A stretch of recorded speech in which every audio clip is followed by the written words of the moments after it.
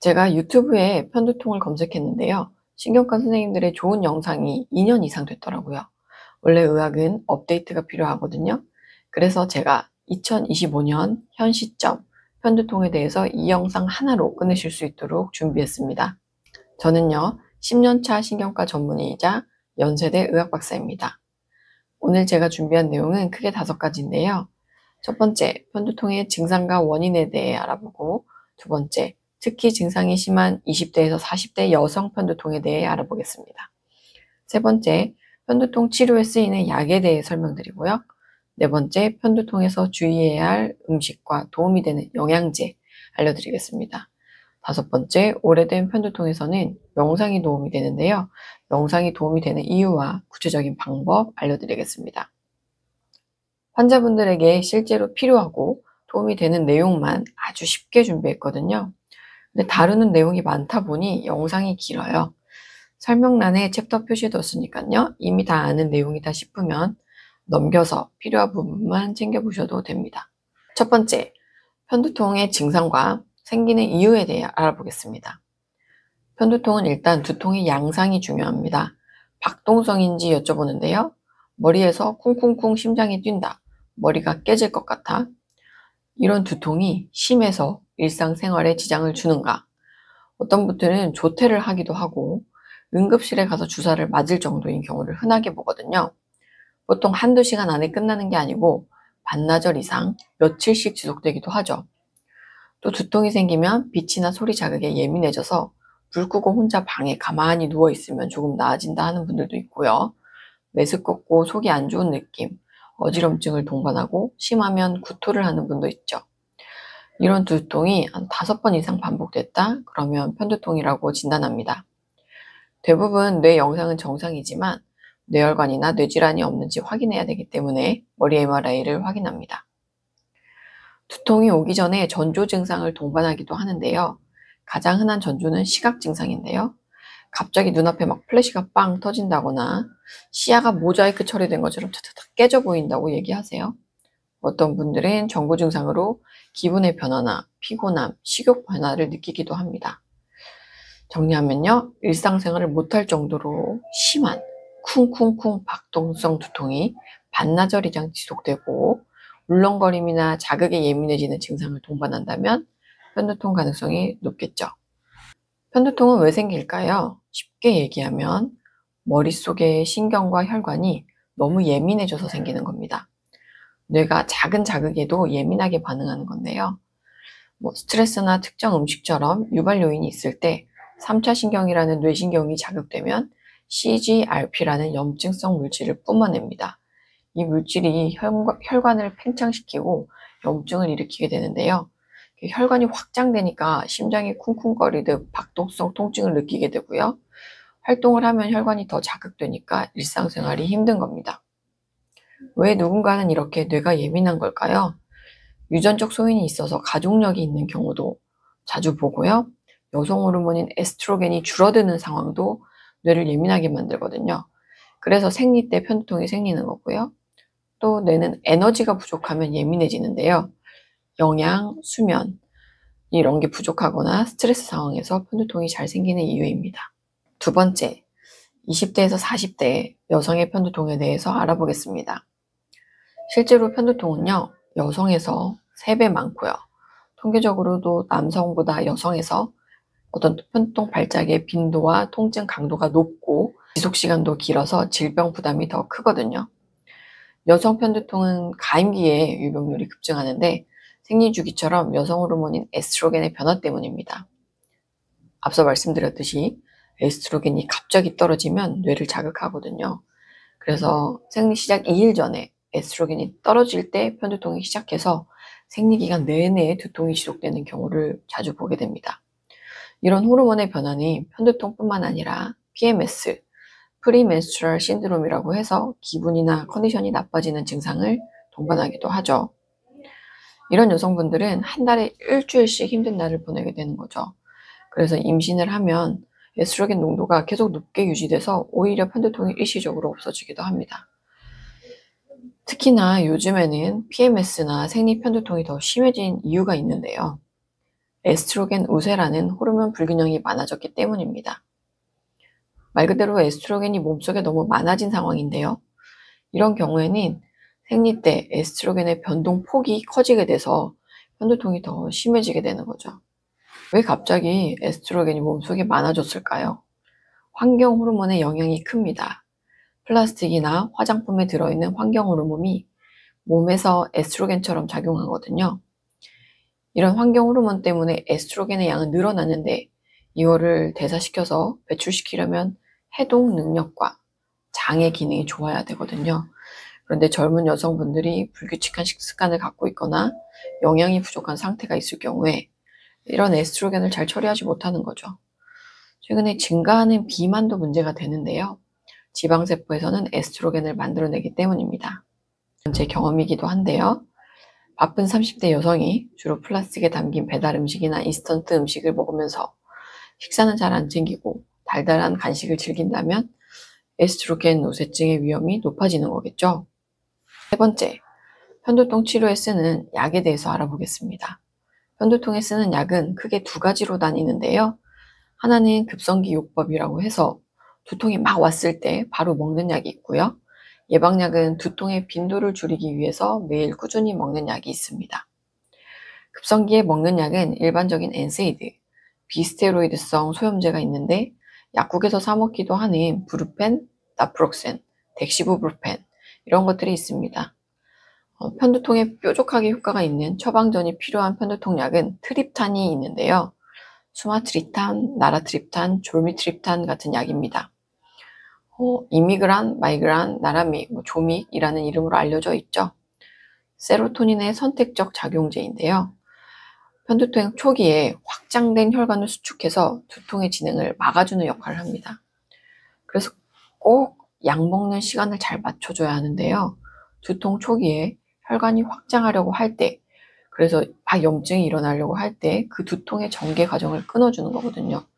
그래서 이 약은 두통 초기에 만약 조짐이 있다면 조짐이 있을 때 먹어줘야 합니다.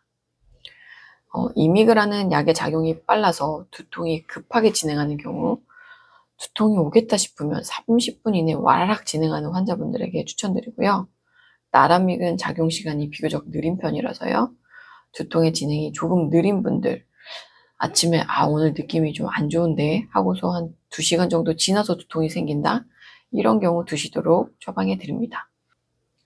그러면 예방약은 언제 쓰나요? 편두통이 한 달에 4일 이상 있거나 급성기 치료에도 두통이 조절이 잘 안 되는 경우에 씁니다.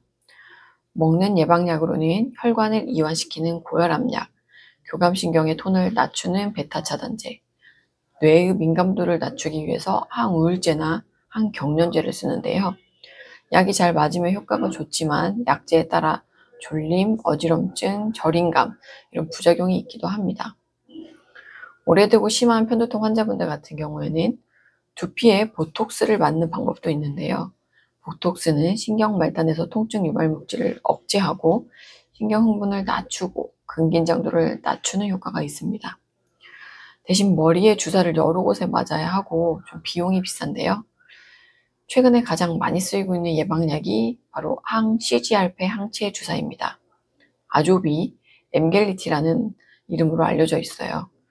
편두통 원인에서 아까 알려드렸던 바로 그 문제의 물질 CGRP를 잡아먹는 항체를 주사의 형태로 한 달에 한 번씩 맞는 겁니다.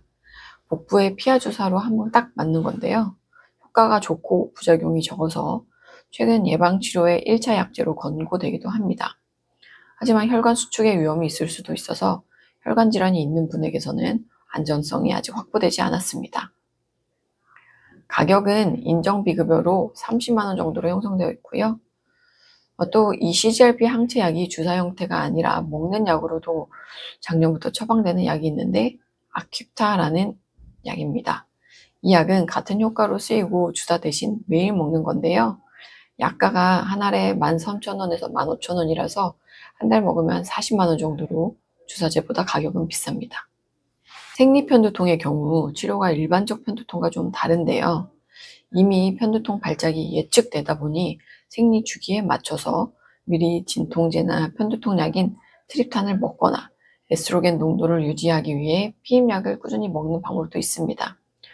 하지만 호르몬 제제는 혈관 질환의 위험을 높일 수 있고 다른 부작용이 있을 수 있어요. 또 진통제나 트립탄도 일정 기간 매일 먹는다는 게 생각보다 부담인 경우가 많습니다. 만약 생리기간 열흘 동안 아프다? 그럼 이런 진통제를 열흘 동안 먹기는 힘들거든요. 그래서 생리기간 내내 두통이 있다면 오히려 생리 일주 전부터 예방약을 먹는 것도 고려해 볼 수가 있겠습니다. 네 번째, 편두통에 도움이 되는 생활 습관과 음식, 영양제에 대해서 알려드리겠습니다. 편두통이 뇌가 예민해진 상황에서 어떤 유발 요인 때문에 생기잖아요. 그러니까 뇌의 예민도를 낮추기 위한 생활 습관과 음식, 영양이 도움이 되는데 당연히 1번은 스트레스 관리입니다. 스트레스는 말만 들어도 예민해지잖아요. 규칙적인 운동을 추천드리는데요. 존투 운동이라고 해서 최대 맥박수의 한 70% 정도? 저는 그게 분당 120회 정도더라고요. 그러면 약간 빠르게 걷는 정도입니다. 그런 강도로 운동을 매일 30분씩 하는 겁니다. 대중교통을 이용하면 한정거장만 일찍 내려서 조금 빠르게 걷기를 해보는 것이 따로 시간을 내지 않아도 되고 돈도 안 드는 스트레스 관리법입니다. 2번은 카페인인데요. 카페인은 뇌를 각성시키잖아요. 뇌를 예민하게 만드는 물질이기 때문에 편두통이 있다면 커피를 끊어보는 것도 방법입니다. MSG도 뇌의 흥분성 물질인 글루타메이트와 유사하기 때문에 신경을 자극할 수 있어서 MSG도 안 먹는 게 좋겠고요. 소세지, 햄에 들어있는 질산염 이런 것도 뇌혈관을 확장시켜 두통을 유발할 수 있습니다. 또 초콜릿이나 숙성된 치즈 이런 건 히스타민이라는 염증 물질을 분비시켜서 두통을 일으킬 수도 있습니다. 또 하나 중요한 게 염증을 유발할 수 있는 대표적인 식단이 정제탄수화물과 당류가 높은 식단이거든요. 설탕과 빵떡면 줄여야 되겠죠? 이거는 제가 실제 환자분들한테 권유드렸을 때 가장 효과를 본 방법이기도 합니다. 어떤 걸 먹는 게 도움이 될까요? 연구 결과에서 편두통 환자에게 도움이 된다고 근거가 확실한 것들은 마그네슘, 비타민 B2, 코엔자임 Q10입니다. 이런 영양제들은 뇌세포 에너지 대사를 도와주고 예민해진 흥분성을 억제하는 데 도움을 줍니다. 마그네슘은 대표적인 신경 안정제인데요. 눈떨림, 쥐가 잘 나는 분들을 보면 마그네슘 결핍이 많거든요. 연구에 의하면 편두통 환자에서도 결핍이 흔하다고 하고요. 하루 400에서 600mg 정도의 보충이 편두통 예방에 효과가 있었다고 합니다. 비타민 B2와 코엔자임 Q10은 미토콘드리아의 에너지 생산을 도와주거든요. 편두통 예방 효과를 보인 용량은 비타민 B2 하루 400mg, 코큐텐은 100mg을 하루에 2, 3회 복용한 경우입니다. 두통의 빈도가 높으신 분들 중에서 눈떨림이나 불안, 수면장애가 있다면 마그네슘을, 만성피로가 있다면 비타민 B2나 코큐텐을 먹어보시는 것을 추천드려요. 사실 개인별로 유발 요인은 다 다를 수 있거든요. 편두통을 유발하는 각자의 요인을 찾아야 합니다. 두통학회에서 제공하는 두통일기 앱을 이용하시면서 빈도와 양상, 유발할 만한 요인을 기록하시는 것을 꼭 해보세요. 제가 외래에서 흔하게 보는 유발 요인은 커피, 밀가루, 수면 부족, 술, 스트레스였습니다. 마지막 5번째인데요. 만약 편두통 예방약을 1년 이상 먹고 계시다면 꼭 해보세요. 이 편두통뿐만 아니라 만성 통증에는 우리 몸의 내부 감각을 해석하는 틀을 바꿔줄 필요가 있습니다. 통증 반응이 오래 지속되다 보면 무의미한 자극 신호도 통증으로 해석하거든요. 이러한 과도한 활성을 낮추기 위해서는 무의미한 감각 신호의 중요성을 부여하지 않도록 주의력 재배치 훈련이 필요합니다. 이럴 때 내부 감각 명상이 도움이 되는데요.